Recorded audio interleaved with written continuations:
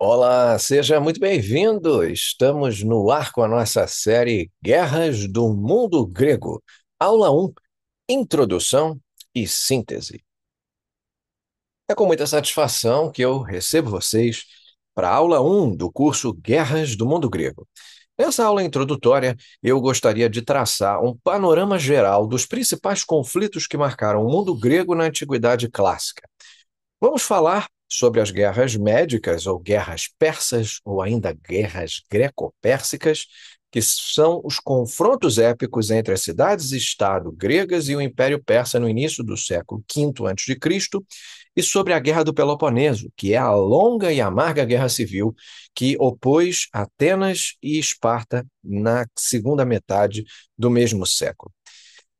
O interessante e o porquê do curso se chamar Guerras do Mundo Grego é que, embora nós vamos estudar bem a fundo as guerras persas e a Guerra do Peloponeso, nós vamos também preencher de forma cronológica e linear os intervalos entre esses conflitos e traçando também as suas consequências posteriores, para que tenhamos uma visão contínua desde o alvorecer das guerras greco-pérsicas em 499 a.C. até a perda da independência das cidades-estado gregas diante de um novo poder emergente, a Macedônia, no século IV a.C. O meu objetivo aqui não é apenas narrar eventos, mas também apresentar de maneira equilibrada as principais correntes interpretativas que os historiadores e estudiosos propuseram para explicar esses acontecimentos. Eu não pretendo aderir a uma visão única. Ao contrário, vamos considerar diferentes perspectivas, desde as explicações tradicionais até as revisões modernas, mantendo sempre o rigor histórico e respeitando o consenso acadêmico. Ao final do encontro de hoje, eu quero que vocês tenham em mãos um porto seguro de referência, um relato claro, coeso, cronologicamente estruturado das guerras do mundo grego, que vai servir de base para nós aprofundarmos cada tópico ao longo desse curso. É importante ter uma aula como essa sempre à mão, porque esse curso é um curso extenso. Como esse assunto é pouco tratado, principalmente no mundo em língua portuguesa, vamos aproveitar o desconhecimento para transformar em conhecimento. Vamos mergulhar a fundo ao longo de 60 aulas nas guerras do mundo grego. Se você, por um acaso, ao longo dessa jornada, se sentir perdido, volte a esta primeira aula e você terá a panorâmica geral para começar os mergulhos e os aprofundamentos. Então, se o diabo está nos detalhes, Deus deve estar na visão de todo, na visão panorâmica. E é por isso que aqui está uma aula de introdução e também de síntese, para que vocês tenham de referência ao longo de toda essa jornada. Voltem a esse encontro quantas vezes for preciso para entenderem e compreenderem, numa visão mais ampla, o que acontece no mundo grego nesse período. Vamos começar fazendo um contexto. Vamos contextualizar a ideia das guerras do mundo grego da melhor forma possível. Para nós entendermos as guerras do mundo grego, nós vamos começar situando o contexto histórico do final do século VI a.C., quando o mundo grego era formado por diversas cidades-estado independentes, as polis, frequentemente divididas por rivalidades locais. Ao leste, no entanto, despontava um império gigantesco, o Império Persa dos Aquemênidas, que expandia seus domínios pela Ásia Menor. Na nossa série O Império Persa, nós tratamos disso com algum grau de profundidade e também numa visão panorâmica. É um excelente curso complementar a esse. O Império Persa vinha expandindo seus domínios pela Ásia Menor, e em 547 a.C., o rei Ciro o Grande conquistou a região jônica, incorporando as colônias gregas da Ásia Menor ao Império Persa.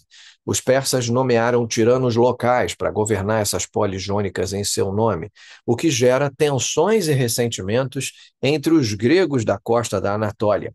Essas tensões logo desencadearam um conflito de enormes proporções entre persas e gregos. Esse é o panorama do nosso curso como um todo. Nós vemos aqui à esquerda as guerras greco-pérsicas e aqui à direita guerras do período intermediário entre as duas guerras e a Guerra do Peloponeso, com consequente subdivisão delas até a eventual queda de Atenas. É interessante que isso será tópico do nosso curso, do início ao fim, e essa é uma visão geral para que nós consigamos aqui juntos desvendar esses enigmas. Sempre que for preciso, pause e terá aqui uma informação numa ordem mais ou menos cronológica. O estopim, né, importantemente, deve ser dito que essas tensões vão desencadear um conflito de enormes proporções entre persas e gregos, numa época em que nenhum dos lados imaginava a influência que aquelas guerras viriam a ter na história. Mas o estopim das chamadas guerras médicas ou guerras greco-persicas ocorre em 499 a.C., quando estoura a revolta jônica. Aristágoras, o tirano de Mileto, liderou uma rebelião das cidades jônicas contra o domínio persa. Essa revolta, inclusive, contou com o apoio de cidades gregas do continente, da Grécia continental. Atenas e Erétria enviaram navios e tropas para auxiliar seus compatriotas jônicos. Num dos episódios marcantes, as forças gregas conseguiram capturar e incendiar a cidade de Sardes, importante capital regional persa na Anatólia. Embora a revolta jônica tenha sido sufocada pelos persas até 493 com a decisiva derrota naval grega na Batalha de Lade, 494 a.C., e a reconquista de Mileto pelos exércitos de Dario o Grande, aquele ato de audácia grega ficou registrado na memória persa. O próprio rei Dario I jurou vingança contra Atenas e Erétria por terem ousado apoiar a rebelião e incendiar Sardes. Assim, a partir de 493 a.C., o Império Persa passou a planejar a invasão da Grécia continental, tanto para punir as cidades rebeldes, quanto para estender o seu domínio sobre o mundo grego. A primeira invasão persa da Grécia veio logo em seguida, em 490 a.C. Dario enviou uma expedição militar comandada pelos generais Datis e Atafernes, atravessando o mar Egeu em direção à Grécia. Nesse percurso, os persas conquistaram ilhas Cíclades e tomaram a cidade de Erétria, na Eubéia, arrasando-a como retaliação. O próximo alvo seria Atenas. Os persas desembarcaram na planície de Maratona, cerca de 40 quilômetros de Atenas, com a intenção de marchar contra a cidade. Os atenienses, aliados a um pequeno contingente de plateia, decidiram enfrentar o inimigo ali mesmo em Maratona. O resultado foi uma vitória improvável e retumbante dos gregos. Mesmo em menor número, os hoplitas atenienses, os soldados de infantaria, conseguiram romper as linhas persas e forçar a retirada do invasor na célebre Batalha de Maratona. A vitória em Maratona teve um efeito absolutamente eletrizante sobre a moral dos gregos. Isso é fundamental de se compreender. Mostrou que o temido Império Oriental podia ser derrotado, ao menos no combate terrestre, pela coragem e disciplina das falanges cidadãs. Por ora, os planos de conquista persas foram frustrados e a primeira invasão terminou com Dario recuando de mãos vazias para reorganizar suas forças. É importante notar que já na antiguidade a Batalha de Maratona adquiriu contornos quase míticos para os gregos, simbolizando a defesa da liberdade contra a tirania estrangeira. Heródoto, o historiador que narrou essas guerras, uma geração depois, enaltece o feito ateniense. Na nossa série As Histórias de Heródoto, aprofundamos esses detalhes a fundo. Contudo, os estudiosos modernos ponderam que a sorte e circunstâncias muito específicas também tiveram um papel na vitória. Por exemplo, a ausência da cavalaria persa no momento crítico do ataque grego e a liderança estratégica de Milcíades. De qualquer forma, Maratona, de muitas maneiras, marcou o início da criação de uma identidade pan-helênica, por assim dizer, baseada na oposição daquilo que é o bárbaro, né, que, portanto, são os persas. E essa ideia, que seria a ideia do choque, seria a ideia do confronto, essa ideia muito fortemente se estabelece e passa a ser a ideia reinante dentro de um contexto maior ao qual nós temos que nos ater. Então, temos um choque entre civilizações, a Grécia versus a Pérsia, a liberdade ocidental versus o despotismo oriental. Essa foi uma interpretação duradoura das guerras médicas, embora hoje saibamos que a realidade era um pouco mais complexa. Muitos gregos permaneceram neutros ou até pró-persas, e o próprio Império Persa talvez encarasse aquela campanha mais como uma operação punitiva, regional, do que uma cruzada contra toda a Grécia. Ainda assim, Maratona deu aos helenos uma amostra da própria força e prenunciou os conflitos ainda maiores que viriam. Após Maratona, houve uma década de respiro. Dario morreu em 486 a.C., foi sucedido por seu filho Xerxes I, que herdou o plano de subjugar a Grécia. Enquanto isso, em Atenas, o estadista Temístocles convenceu seus concidadãos a investirem no poderio naval, construindo uma frota numerosa de terremes, uma decisão crucial financiada pelas descobertas de novas minas de prata em Laurião. Os gregos sabiam que a paz não duraria, e, de fato, em 480 a.C. veio a segunda invasão persa, agora liderada pessoalmente pelo grande rei Xerxes, no comando de um dos maiores exércitos já reunidos na antiguidade. Estimativas antigas falam em centenas de milhares de soldados. Heródoto menciona números astronômicos, certamente exagerados. Pessoas que vinham de todos os lugares do vasto império, acompanhados por uma frota igualmente impressionante de centenas de navios de guerra e suprimentos. Diante dessa ameaça, muitas das cidades gregas colocaram de lado suas rivalidades e formaram uma aliança pan-helênica. Esparta, reconhecida pela sua liderança militar terrestre, e Atenas, pela força naval, despontaram como os líderes naturais dessa coalizão. Nem todas as polis aderiram. Algumas permaneceram neutras ou medizaram, ou seja, se submeteram aos medos, que é um nome de um dos segmentos dos persas. Portanto, se tornaram persas ou persisantes. Como a gente diria mais tarde, quando alguma sociedade é conquistada pelos romanos, se romanizaram, aqui a gente vai usar a expressão se medizaram para se transformarem, portanto, em aliados persas, né? Terem esse sentimento pró-persa. Mas um núcleo decidido de estados, incluindo Atenas, Esparta, Corinto e outras, juraram resistir juntos.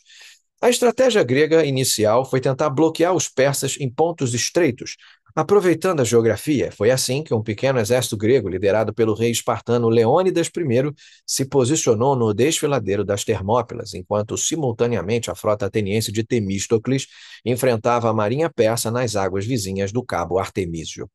O destino desses combates iniciais é bem conhecido.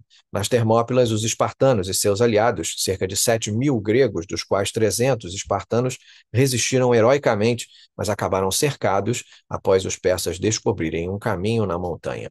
Leônidas e seus homens lutaram até o fim, todos mortos no Estreito da Porta Quente, num sacrifício celebrado desde então como símbolo de bravura e abnegação patriótica.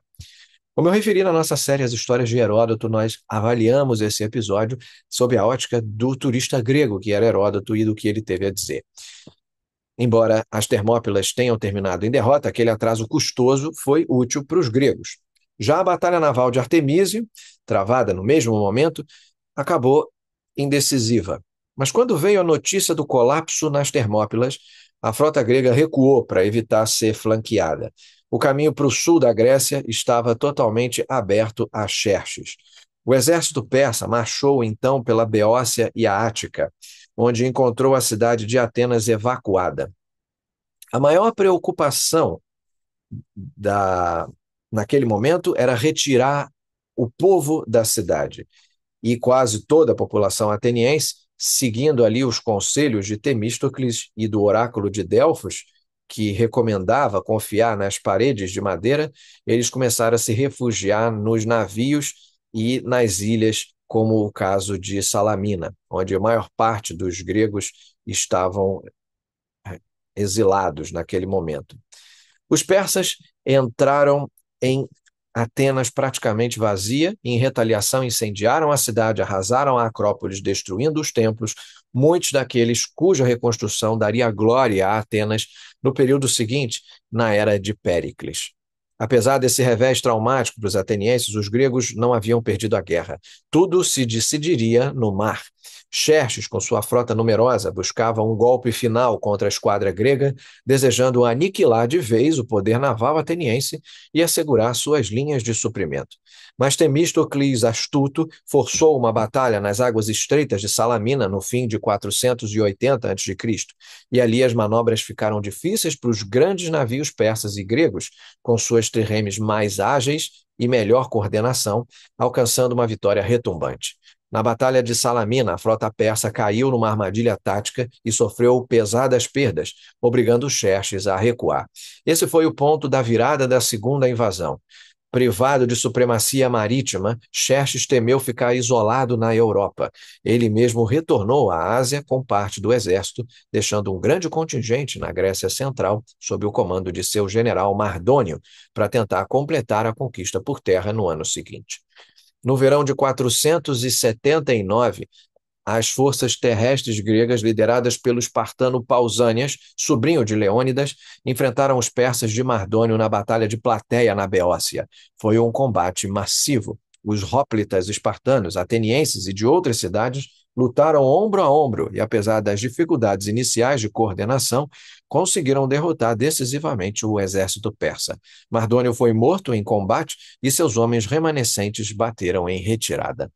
Quase simultaneamente, no mesmo dia, ou poucos dias depois, as fontes variam, a frota aliada grega aproveitou-se do enfraquecimento inimigo e atacou as forças persas estacionadas em Mícale, na costa jônica, obtendo outra grande vitória ao incendiar o acampamento persa e destruir o restante da esquadra inimiga. Com Plateia e Mícale, a invasão persa foi finalmente esmagada por terra e por mar, pondo fim à ameaça imediata ao continente grego.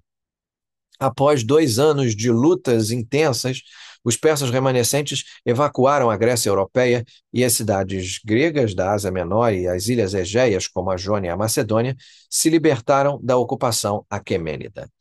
As guerras médicas propriamente ditas, em geral, são consideradas findas nesse período. Portanto, 479 a.C., com a retirada de Xerxes. Mas, na verdade, os conflitos entre gregos e persas continuaram intermitentes por mais de 3 guerras. E o que vai acontecer, de fato, é uma mudança no protagonismo. Esparta, satisfeita em ter defendido o continente, mostrou pouco interesse em libertar as cidades gregas da Ásia Menor de forma permanente, ou em perseguir os persas para além do Egeu. Alguns líderes espartanos, como Pausânias, chegaram a comandar brevemente uma campanha no ano seguinte, mas comportamentos arrogantes alienaram os demais gregos aliados. Rapidamente, a hegemonia da continuação da guerra contra a Pérsia passou para Atenas, que fundou em 478 a.C. a chamada Liga de Delos, uma aliança marítima de cidades ostensivamente voltadas para continuar a luta contra os persas e vingar todas aquelas destruições que haviam sido sofridas. A Liga de Delos reunia centenas de póleis, sobretudo das ilhas e costas do Mar Egeu, tendo Atenas como líder. No início, cada membro contribuía com navios ou tributos para uma frota comum, e juntos os aliados lançaram ofensivas para expulsar os persas de todas as posições que eles ainda mantinham no Egeu.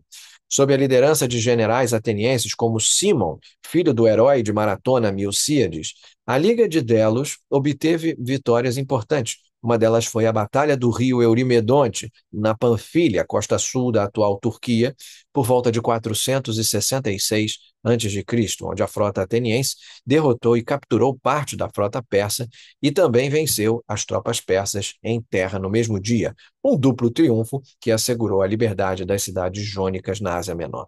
Após o Eurimedonte, o poderio persa no Mar Egeu ficou seriamente reduzido. No entanto, a guerra persistia em baixa intensidade e em frentes distantes. Na década de 460 a.C., Atenas se engaja numa aventura audaciosa ao apoiar uma revolta no Egito contra os persas. Uma grande expedição ateniense navega pelo Nilo para auxiliar o líder rebelde Inaro. Infelizmente, para os atenienses, nessa expedição, o desastre veio. Em 454 a.C., as forças persas conseguiram cercar e aniquilar grande parte do exército ateniense no delta do Nilo. O prejuízo em homens e navios foi enorme, causando um abalo no entusiasmo ateniense para prosseguir o conflito aberto com a Pérsia. Pouco depois desse revés, Atenas transferiu o tesouro da Liga de Delos, onde guardavam as contribuições dos aliados, para a própria Atenas, marcando simbolicamente a transformação da Liga numa espécie de império ateniense de fato. As operações contra a Pérsia tornaram-se esporádicas.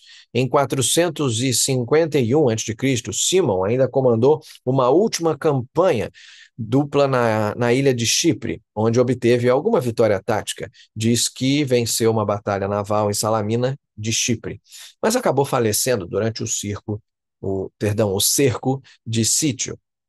Com a retirada ateniense do Chipre em 450, 449 a.C., chega efetivamente ao fim esse longo ciclo de guerras greco-pérsicas. Segundo algumas fontes, embora ainda haja debate historiográfico sobre a sua efetiva ocorrência, Atenas e Pérsia teriam firmado um tratado formal de paz por volta de 449 a.C., a chamada Paz de Cálias, garantindo a autonomia das cidades gregas da Ásia Menor e a não intervenção persa no Mar Egeu.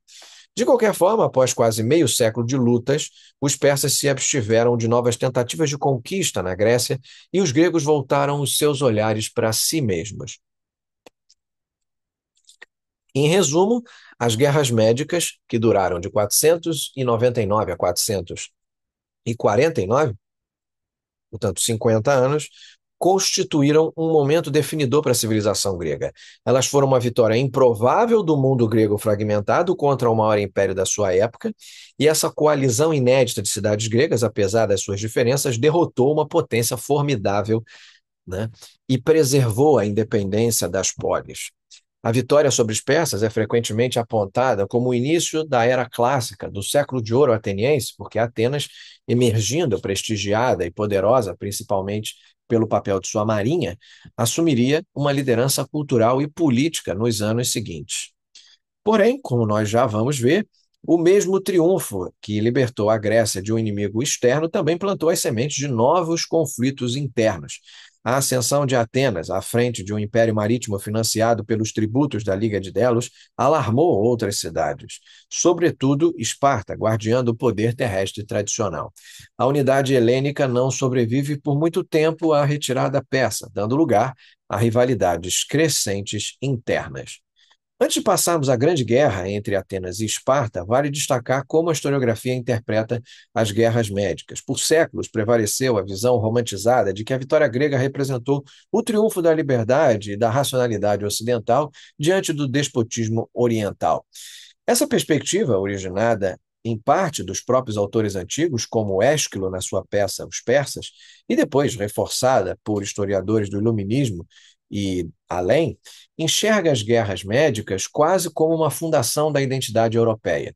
Hoje, os estudiosos adotam um olhar mais crítico, reconhecem a importância dessas guerras para o desenvolvimento singular da Grécia clássica, mas também notam que os persas não eram simplesmente vilões tirânicos, nem os gregos eram totalmente unidos ou democráticos em bloco. Havia, sim, muitas tiranias e oligarquias gregas, e Esparta em si era um estado oligárquico bem distinto de Atenas. Pesquisas recentes tendem a enfatizar fatores concretos, como a capacidade logística persa limitada de sustentar campanhas tão longe das suas bases, mesmo com múltiplas capitais, a geografia favorável aos defensores gregos e inovações táticas, por exemplo, a eficaz falange hoplítica em terreno adequado, ou as táticas navais de Temístocles. Em suma, as guerras médicas foram vencidas pelos gregos não por algum milagre, mas por uma conjunção de competência, coragem e circunstâncias propícias, aliada a erros estratégicos dos persas. O legado dessas guerras, entretanto, é inegável. Elas deram confiança e glória aos gregos e abriram caminho para o florescimento cultural que nós associamos ao século de Péricles. Por outro lado, ao eliminarem a ameaça externa comum, deixaram as polis livres, talvez livres até demais, para caírem em discórdia entre si, como nós veremos no segmento, no curso, no bloco de aulas que tratam desse intervalo entre as guerras, com a ascensão e a rivalidade entre Atenas e as demais cidades.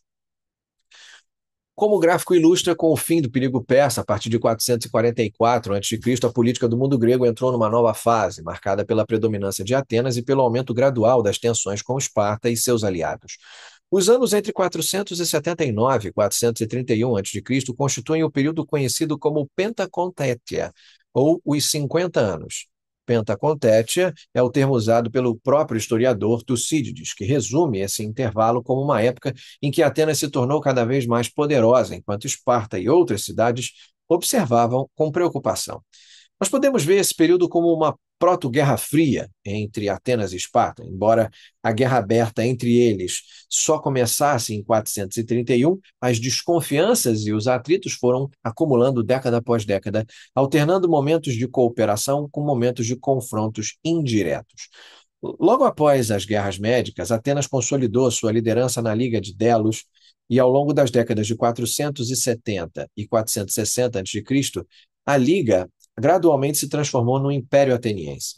Cidades que tentavam se desvencilhar da Liga eram trazidas de volta pela força, né? Os tributos anuais continuavam a fluir para Atenas, que os empregava para construir triremes, fortificações, para embelezar a cidade, financiando, por exemplo, obras na Acrópole.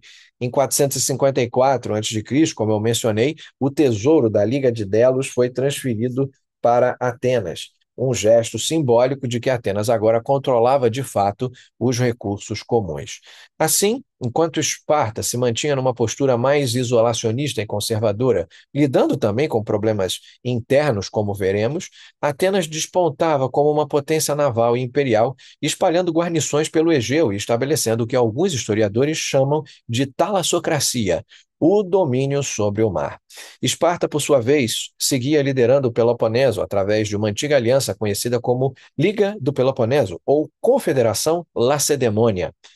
Diferentemente de Atenas, Esparta não cobrava tributos monetários de seus aliados. Sua hegemonia baseava-se em tratados bilaterais de defesa mútua e na deferência que cidades como Corinto, Tebas e outras lhe prestavam como a principal potência militar terrestre. No entanto, Esparta também enfrentava desafios. Em 464 a.C., um violento terremoto em Esparta causou grande destruição e desencadeou uma perigosa revolta dos ilotas, a população servil da Messênia, dominada pelos espartanos. Essa rebelião ilota manteve Esparta ocupada por anos.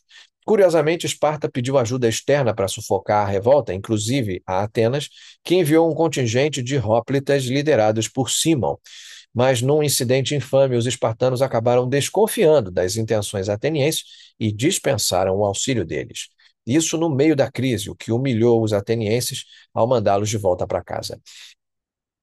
Esse foi um episódio que feriu profundamente o orgulho ateniense, minou a política pró-Esparta de Cimon, que seria depois, logo depois disso, seria ostracizado. Os atenienses nunca esqueceriam a afronta, e muitos historiadores apontam esse momento, a quebra explícita de confiança em meio a uma emergência, como um ponto de não retorno nas relações entre as duas cidades. A partir de então, Atenas adota uma postura mais assertiva e até antagonista em relação a Esparta e seus aliados. Nos anos 460 a.C., Atenas forma alianças contra os interesses espartanos. Aliou-se a Argos, uma inimiga tradicional de Esparta no Peloponeso. Fez pacto com a Tessália, no norte. Crucialmente, firmou aliança em Mégara, cidade que controlava a importante passagem do Istmo de Corinto. Mégara, ao se aliar em Atenas, em 459 a.C., deu aos atenienses uma posição estratégica às portas do Peloponeso e proteção contra Corinto, uma potência comercial e naval rival, aliada de Esparta, que logo entrou em choque aberto com Atenas. Estava armado o cenário para um conflito bem mais amplo. De 460 a 445, aproximadamente, travou-se o que nós chamamos de Primeira Guerra do Peloponeso, embora o nome seja posterior e talvez até impreciso, né? Já que esse conflito incluiu diversas frentes e pausas. Mas nessa guerra inicial, Atenas e a Liga de Delos enfrentaram Esparta e diversos membros da Liga do Peloponeso, notadamente Corinto e Tebas. Foi uma guerra fragmentada, com momentos de combates intensos e outros de trégua. Alguns episódios marcantes incluem a Batalha de Tanagra, de 457 a.C., onde os espartanos, atravessando o istmo para ajudar Tebas, derrotaram os atenienses em solo beócio. Pouco tempo depois, na Batalha de Enofita, ainda em 457, os atenienses contra-atacaram e venceram, conseguindo algo notável, que é tomar o controle sobre a Beócia, exceto Tebas, por alguns anos. Atenas, nesse período, também subjugou Egina, sua ilha rival no Golfo Sarônico, integrando-se forçosamente à Liga de Delos. Em contrapartida, os atenienses sofreram derrotas dolorosas, além do fiasco no Egito que eu já mencionei, né? Mas nós tivemos também eles terem sido rechaçados em 454, quando tentaram ajudar a Esparta na Trácia, perdendo em Drabescos, e posteriormente enfrentaram revoltas de aliados, como a rebelião de Samos, em 440 a.C., já entrando na década seguinte. Após anos de escaramuças, Atenas e Esparta, sem um vencedor absoluto, optam por encerrar essa primeira fase, por assim dizer, de hostilidades, né? Então é interessante notar que é quase um combinado de, olha, já que não temos um vencedor, vamos suspender as hostilidades. No inverno de 446, 445 a.C., com mediação de Péricles do lado ateniense e do rei Plistoanicten pelo lado espartano, foi firmada a chamada Paz dos 30 Anos. Conforme esse acordo, Atenas abriu mão de algumas conquistas territoriais recentes, devolveu Mégara ao rol de aliados de Esparta e permitiu a independência de cidades como Trezena e Acaia. Em contrapartida, manteve seu império marítimo e suas posses, como Egina, que, embora autônoma no papel, seguia pagando tributo a Atenas. A Grécia ficou assim dividida em duas esferas de poder reconhecidas: Esparta dominando em terra firme o Peloponeso e boa parte da Grécia Central, e Atenas dominando os mares e a costa do Egeu. Havia uma cláusula de arbitragem de conflitos no tratado e um compromisso mútuo de não interferir nas alianças um do outro. Na teoria, a paz deveria durar 30 anos, uma esperança de longa estabilidade, mas na prática ela dura apenas 14 anos, até a eclosão da nova guerra. E por que essa paz não se sustenta? Ao longo dos anos 440 e início da década de 430, aumentaram os atritos indiretos entre Atenas e Esparta. Atenas seguiu poderosa e, sob a liderança de Péricles, ostentava uma tal confiança que às vezes beirava a arrogância aos olhos dos demais gregos. Por exemplo, quando Samos, um membro influente da Liga de Delos, se rebelou contra Atenas em 440 a.C., Péricles reprimiu duramente a revolta, impondo um governo pró-ateniense e pesadas reparações. Também Potideia, cidade tributária de Atenas na Calcídica, mas originalmente colônia de Corinto, foi forçada por Atenas a derrubar suas fortificações e expulsar enviados coríntios, gerando grande indignação ali. Enquanto isso, Esparta observava cautelosamente, pressionada por aliados seus, como Corinto e Tebas, que acusavam Atenas de violar a paz e crescer em poder e influência. Os acontecimentos imediatos que levaram à guerra, que Tucídides analisa em detalhe, incluem três crises específicas no início dos anos 430. O conflito da Córcira, a questão de Potideia e o decreto Mégaro. Em Córcira, atual Corfu, colônia de Corinto que brigava com a metrópole, Atenas interveio em 433 a.C. ao lado da Córcira contra Corinto, travando a batalha naval de Síbota.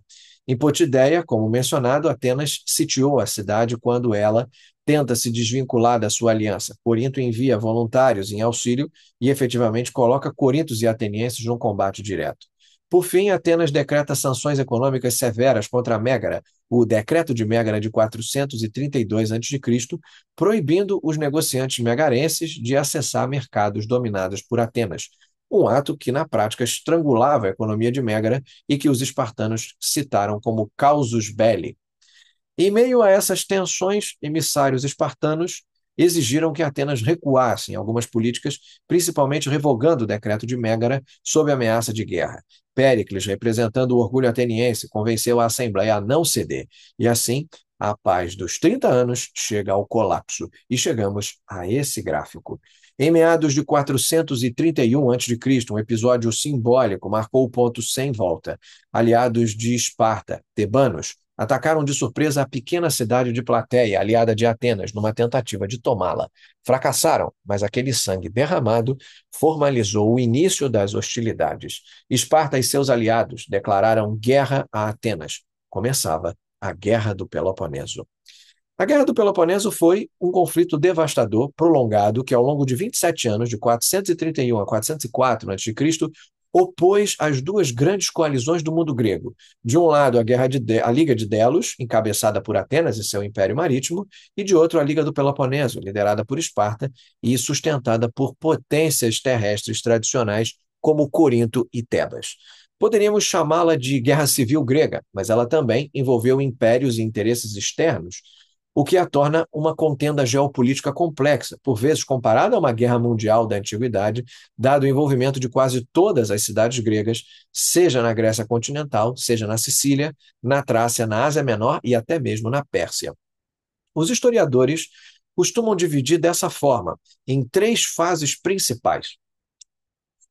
A primeira fase, de 431 a 421 a.C., é chamada de Guerra Arquidâmica, ou Guerra de 10 anos, em referência ao rei espartano Arquidamo II. Nessa etapa, a estratégia dos beligerantes refletia suas forças e fraquezas estruturais. Esparta, com seu exército terrestre superior, invadiu repetidas vezes a Ática, território ateniense, na esperança de obrigar Atenas a lutar em campo aberto. De fato, quase todo ano, começando no verão de 431, os hóplitas espartanos e peloponésios marchavam entre os arredores de Atenas, devastando aldeias e colheitas. Entretanto, essa tática encontra um obstáculo inédito. Atenas havia construído anos antes os muros longos, fortificações que ligavam a cidade de Atenas ao seu porto no Pireu.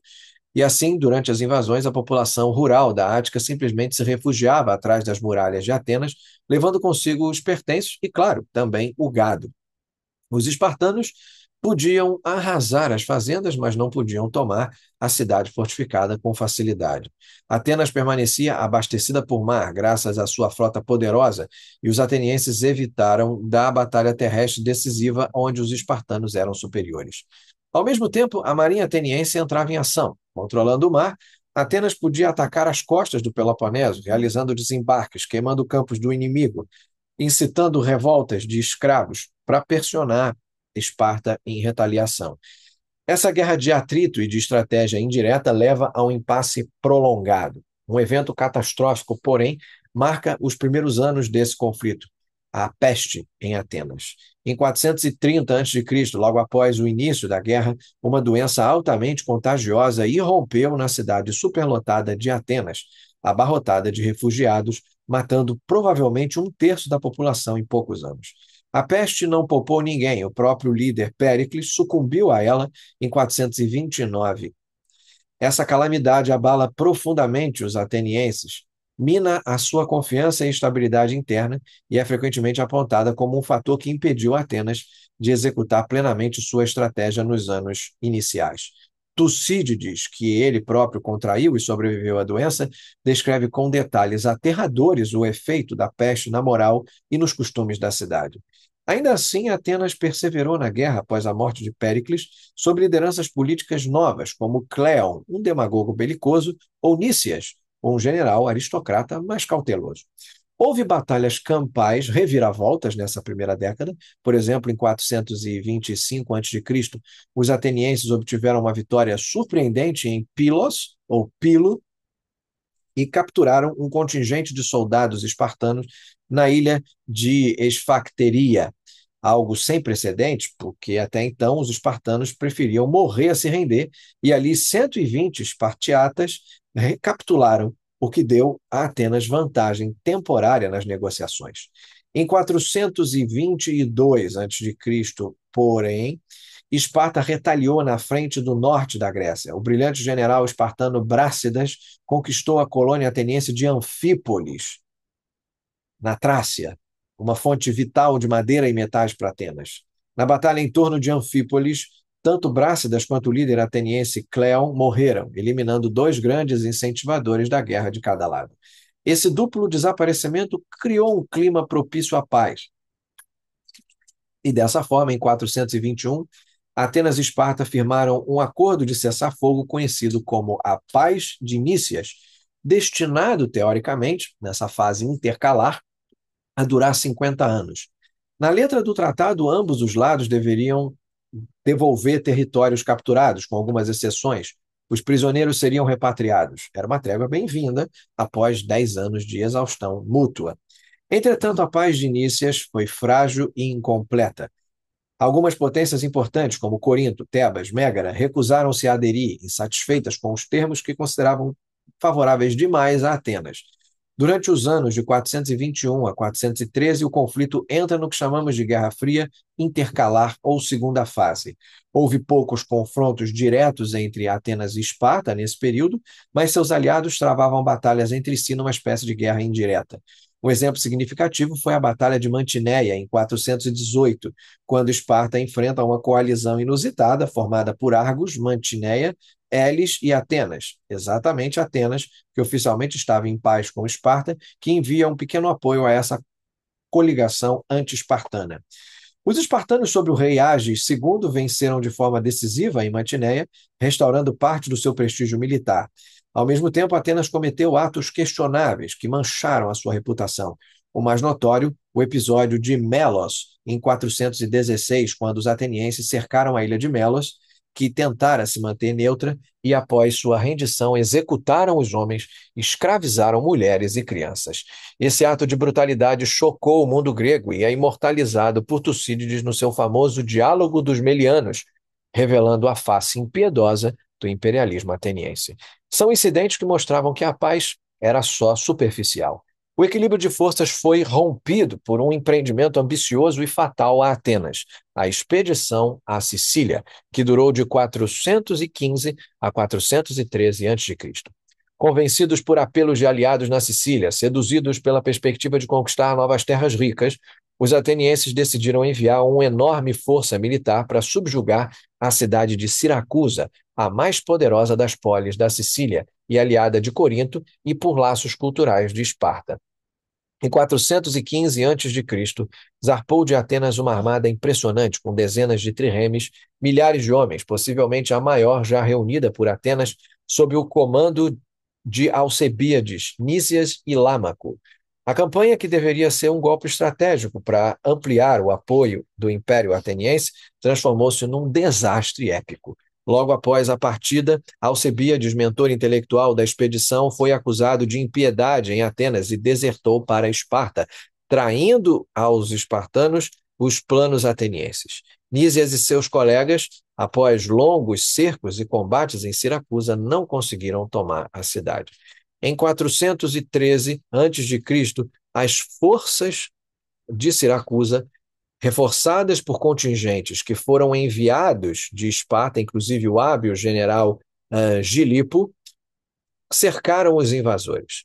A frota ateniense foi destruída no porto de Siracusa e, ao tentar recuar por terra, o exército, exausto e doente, foi capturado. A derrota ateniense na Sicília foi total. Virtualmente toda a frota e os hóplitas enviados foram perdidos. Milhares de atenienses morreram em cativeiro nas pedreiras de Siracusa. Essa foi, sem dúvida, a maior catástrofe militar da história ateniense. A notícia chocou Atenas, uma cidade que outrora parecera invencível, acordou de repente sem navios o suficiente, sem recursos e cercada de inimigos encorajados pela sua ruína. Com o fiasco siciliano, iniciou-se a terceira e última fase da guerra, que vai de 413 a 404 a.C., frequentemente chamada de Guerra Decedeiônica, porque Esparta, aconselhada por Alcebíades, ocupou e fortificou permanentemente a localidade de Decélia, ao norte de Atenas, cortando o acesso terrestre de Atenas ao interior da Ática. Ou também de Guerra Jônica, pois grande parte dos combates ocorreu no Mar Egeu e na Jônia. Nesse período, Esparta finalmente explorou sua superioridade latente de maneira eficaz. Percebendo a vantagem, os espartanos, sob o comando do rei Agis II na Decélia e com a ação enérgica dos generais como Lisandro na frente naval, passaram à ofensiva total. Fundamentalmente, Esparta abandonou seus escrúpulos anteriores e aceitou a ajuda financeira do antigo inimigo, o Império Persa. O sátrapa persa na Ásia Menor, Tissafernes, e depois o príncipe Ciro o Jovem injetaram recursos para que Esparta construísse uma frota de guerra competitiva. E assim, pela primeira vez, Atenas enfrentou rivais que podiam igualá-la no mar. Com o ouro persa, Esparta e seus aliados montaram esquadras, aliciaram pilotos, mercenários, enquanto que Atenas, sem dinheiro, com suas minas de prata inacessíveis por causa da ocupação da Decélia, penava para encontrar recursos e, claro, homens. Os últimos anos da guerra viraram uma série de batalhas navais intensas no Helesponto e no Mar Egeu, uma espécie de duelo final pela supremacia marítima. Em 411 a.C., sofreu uma crise interna muito forte. Diante do desespero, um golpe oligárquico derrubou momentaneamente a democracia, o governo dos 400, embora os democratas retomassem o controle no ano seguinte. Alcebíades, que pulava de um lado para o outro, reconciliou-se com Atenas e ajudou a conseguir vitórias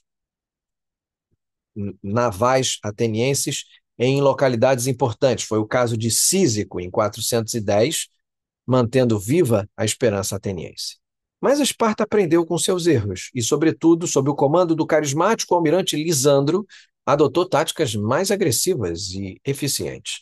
Em 406, Atenas vence a sangrenta batalha naval de Arginusas, mas, em vez de comemorar, afundou-se em discórdias políticas ao julgar e executar seus próprios generais por não terem resgatado náufragos após a batalha, sinal do estresse que corroía a polis. No ano seguinte, 405, Lisandro atraiu a frota ateniense para uma armadilha no Helesponto, a Batalha de Egospótamos.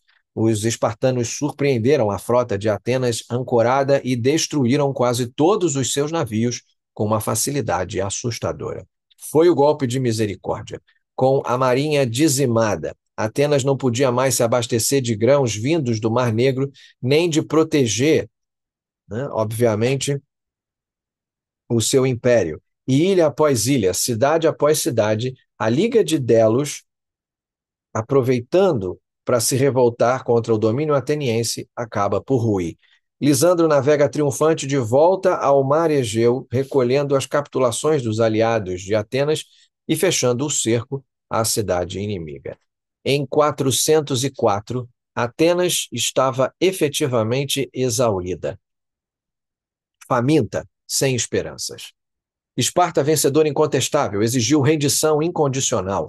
Alguns aliados de Esparta pediram medidas extremas. Corinto e Tebas sugeriram destruir Atenas completamente, escravizar a sua população, mas Esparta recusou. Não queria aniquilar uma cidade que havia outrora prestado serviços tão nobres na guerra contra os persas, segundo diz a tradição.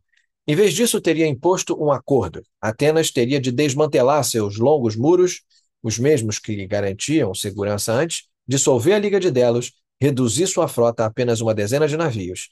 E assim, no outono de 404 a.C., a outrora poderosa Atenas abriu mão de seus portões. Os espartanos entraram na cidade, demoliram as muralhas ao som de flautas, em meio, dizem as crônicas, a celebrações de libertação pela Grécia. A Guerra do Peloponeso terminava com uma vitória completa da Liga do Peloponeso. Esparta emergia como a nova potência hegemônica, senhora de terra e mar, enquanto Atenas via seu império e supremacia desfeitos. Os espartanos, depois de vencerem, alegavam lutar pela liberdade dos gregos contra a tirania imperial de Atenas, e de fato derrubaram a democracia ateniense, instalando no poder um conselho oligárquico de aristocratas atenienses pró-Esparta, regime que ficou conhecido como o dos 30 tiranos. No entanto, o domínio espartano sobre a Grécia seria problemático. Mas antes de avançarmos nisso, consideremos o significado da Guerra do Peloponeso em si. Essa guerra mudou para sempre o mundo grego. Atenas, que antes da guerra era a cidade-estado mais rica, populosa e culturalmente vibrante, sai arruinada econômica e demograficamente, jamais recuperaria plenamente sua antiga prosperidade. A própria democracia ateniense passa por provações severas.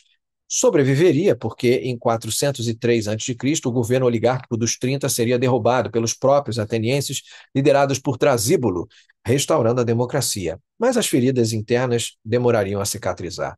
Esparta, por outro lado, atinge o seu apogeu de prestígio, tornando-se a potência dominante. No entanto, o custo humano e moral da guerra para toda a Grécia foi imenso. Tucídides descreve como a guerra propagou a estasis, a guerra civil interna, e a brutalização em muitas cidades. Antigos códigos de honra foram rompidos, atrocidades cometidas contra compatriotas gregos tornando-se comuns, e a confiança entre as polis praticamente desapareceu. Em poucas palavras, a Guerra do Peloponeso marca o fim do brilhante século V a.C., com seu otimismo e criatividade, e lança uma sombra de ceticismo e exaustão sobre os gregos. Políticos e generais ambiciosos, como Alcebíades, surgiram e caíram. Ideais democráticos e oligárquicos entraram em choque violentamente. Valores foram postos em xeque pela realidade dura do conflito prolongado. Tucídides, ele próprio participante, analista da guerra, argumenta que a causa fundamental da guerra foi o desequilíbrio de poder. O crescimento do poder ateniense e o medo que isso infundiu em Esparta tornaram a guerra inevitável. Ele escreve na sua História da Guerra do Peloponeso. Essa interpretação é uma inspiração quase realista ou sistêmica muito citada. Atenas e Esparta caíram na armadilha da hegemonia em disputa. Contudo, outros pensadores, antigos e modernos, atribuem peso também a fatores de contingência. Os erros de cálculo, paixões populares instigadas por demagogos, os choques de ideologia, com Atenas representando um modelo democrático marítimo e Esparta um modelo oligárquico e terrestre. Há quem veja a guerra como uma tragédia da ambição. Se Atenas não tivesse estendido demais seu império, talvez Esparta não tivesse reagido. Se Esparta tivesse sido mais flexível e menos ciosa da sua primazia, talvez o conflito pudesse ter sido evitado. Mas certamente é a figura de Péricles que é central nessa discussão. A política pericleana de não ceder a Esparta e confiar na superioridade naval funcionaria no papel, mas a praga e a sua morte bagunçam as coisas e depois de Péricles, Atenas toma decisões desastrosas, como foi o caso da expedição na Sicília. Em suma, a Guerra do Peloponeso foi interpretada ora como um caso clássico de conflito inevitável entre potências rivais, um paradigma às vezes comparado à armadilha de Tucídides nas relações internacionais, ora como um aviso sobre os perigos de políticas agressivas e da híbris, né, da desmedida imperial. O certo é que ao final dela nenhum lado saiu verdadeiramente ileso. Mesmo vitoriosa, Esparta herdou um mundo grego fragilizado e logo enfrentaria desafios para manter o seu domínio, como vocês veem nesse resumo do pós-guerra. Encerrada a Guerra do Peloponeso em 404, a Grécia conheceu um curto período sob a supremacia espartana, que era chamado do período da hegemonia espartana. Inicialmente, Esparta parecia pronta para exercer a liderança de maneira preponderante. Seus navarcas, né, os seus almirantes, controlaram o mar Egeu e os armostes, os governadores espartanos, foram instalados em cidades antes aliadas de Atenas para assegurar a ordem. Contudo, logo ficou evidente que Esparta não dispunha do talento administrativo e do apelo ideológico que Atenas tivera. Os espartanos impuseram oligarquias por onde passaram, como aquela dos 30 em Atenas, cobraram tributos para si, ironicamente replicando práticas dos atenienses, e se mostraram inflexíveis. A liberdade dos gregos, propagandeada, tornou-se ilusória. Em Atenas, como dito, a tirania oligárquica pró-Esparta durou pouco. Já em 403, os próprios atenienses derrubaram os 30 tiranos e restauraram a democracia, ainda que sob vigilância espartana. Esparta tolerou essa restauração desde que Atenas permanecesse enfraquecida e obediente. Mas a supremacia espartana seria contestada muito rapidamente. Os antigos aliados de Esparta, agora sem a ameaça ateniense, unindo-os, começaram a ressentir-se do domínio lacedemônio. Corinto e Tebas, em particular, que havia lutado ao lado de Esparta contra Atenas, sentiram-se excluídos dos espólios da vitória e ameaçados pela prepotência espartana. Ao mesmo tempo, Esparta entrou em atrito com o Império Persa. Fim da guerra, os persas naturalmente esperavam reaver o controle completo das cidades gregas da Jônia, promessa que Esparta aparentemente fizera em troca do apoio financeiro. Mas alguns espartanos não queriam simplesmente entregar as cidades jônicas asiáticas ao rei persa, pois viam nisso uma traição aos gregos de lá. Assim, logo em 401, Esparta se viu lutando contra a Pérsia, com o rei espartano Angesilau II liderando campanhas na Ásia Menor para libertar os gregos jônicos. Esse conflito novo drenou recursos espartanos, abriu uma oportunidade para que Atenas, Tebas e Corinto e outros, com o apoio financeiro persa, se alçassem contra Esparta. Dessa conjuntura nasceu a Guerra de Corinto, que durou de 395 a 387. De um lado, Esparta, de outro, uma coalição formada por Corinto, Tebas, Atenas e Argos, apoiada financeiramente pelos persas. É quase irônico, apenas alguns anos após terminarem unidos contra Atenas, Corinto e Tebas se aliaram à ressurgente Atenas contra Esparta, enquanto a Pérsia, que antes financiaria Esparta, passou a financiar os seus inimigos, numa daquelas típicas reviravoltas diplomáticas. Os combatentes da Guerra de Corinto ocorreram tanto em terra quanto no mar. Os espartanos, ainda formidáveis em terra, venceram a grande batalha de Nemeia em 394. Logo depois, a batalha de Coroneia, no mesmo ano, que ficava na região da Beócia, contra as forças aliadas de Tebas e Atenas. Porém, no mar a sorte foi outra. Naquele mesmo ano de 394, na Batalha de Cnido, a frota espartana foi aniquilada por uma esquadra persa comandada pelo ateniense exilado Conon. Essa vitória naval persa com Conon sinalizou o fim da breve talassocracia espartana e permitiu que Atenas recuperasse parte do prestígio marítimo. De fato, Conon usou a frota e o ouro persa para ajudar Atenas a reconstruir suas longas muralhas em 393, poucos anos após terem sido derrubadas. A Guerra de Corinto se prolonga num impasse. Nenhum lado conseguia suplantar o outro decisivamente. Esparta dominava o Peloponeso, mas não podia forçar Corinto ou Tebas à rendição. Atenas reerguia-se modestamente com potência naval e regional, e a Pérsia, que financiava a coalizão anti-Esparta, começou a se preocupar que as cidades gregas pudessem continuar a guerra indefinidamente, drenando seus cofres. Então ocorre um movimento diplomático notável. Para encerrar o conflito, os persas inverteram novamente sua posição e passaram a pressionar pela paz. O resultado foi a Paz do Rei, também chamada de Paz de Antálcidas, nome do negociador espartano, em 387, 386 a.C. Esse tratado, assinado sob os auspícios do rei persa Artaxerxes II, decretou que todas as cidades gregas da Ásia Menor e do Chipre voltariam ao domínio persa, enquanto as cidades gregas europeias seriam autônomas, dissolvendo-se em quaisquer alianças, exceto as lideradas por Esparta. Em outras palavras, a Pérsia recuperou a Jônia, ganhou o direito de intervir e Esparta foi reconhecida como esforçada na paz no continente. A humilhação implícita, os gregos aceitando o rei persa como árbitro de seus assuntos, não passou despercebida dos gregos conscientes do seu passado glorioso, mas exaustos acabaram aceitando. A paz do rei consolida por um tempo a hegemonia espartana, porém o custo de entregar oficialmente os gregos asiáticos aos persas. Esparta, investida de autoridade para garantir a paz, abusou dela. Insistindo na autonomia das cidades, os espartanos passaram a interferir mais ainda. Em 382, com um golpe traiçoeiro, tropas espartanas tomaram a Acrópole de Tebas, a Cadmeia, em tempos de paz, impondo um regime oligárquico pró-Esparta na cidade. Esse ato ultrajante mostrou que Esparta não respeitaria nem os aliados, nem a autonomia alheia, o que reacendeu a chama da resistência. Em 379, patriotas tebanos liderados por Pelópidas e Epaminondas expulsaram a guarnição espartana de Tebas, restaurando a liberdade da cidade. Era o início do fim do domínio espartano. Tebas, outrora coadjuvante, agora se levantava como próxima desafiante à supremacia. O período de 371 a 362 é marcado pela hegemonia tebana. Liderada pelo brilhante general e estadista Epaminondas, Tebas reorganizou suas forças, introduziu inovações táticas, como a formação oblíqua e a elite do batalhão sagrado, e buscou derrubar o poder espartano de vez.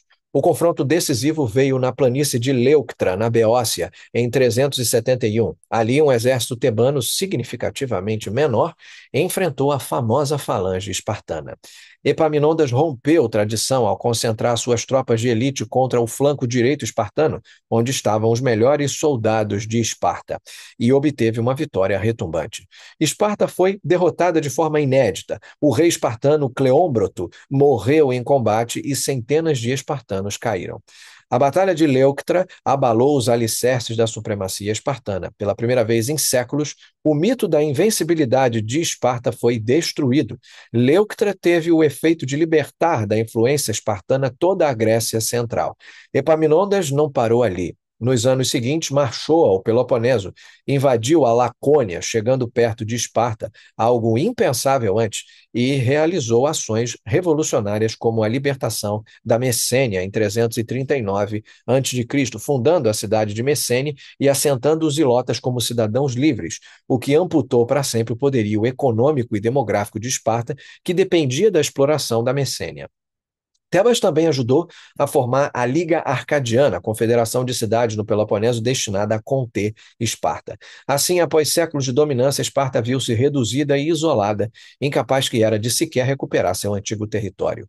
Sob Epaminondas, Tebas tentou construir uma hegemonia pan-helênica. Contudo, outras polis, inclusive Atenas, que se recuperaram ao ponto de fundar uma segunda Liga Marítima Ateniense em 377, não estavam dispostas a se submeterem integralmente a um novo senhor. Surge aqui um jogo triplo de poder: Tebas, Atenas e a enfraquecida Esparta manobrando e guerreando eventualmente.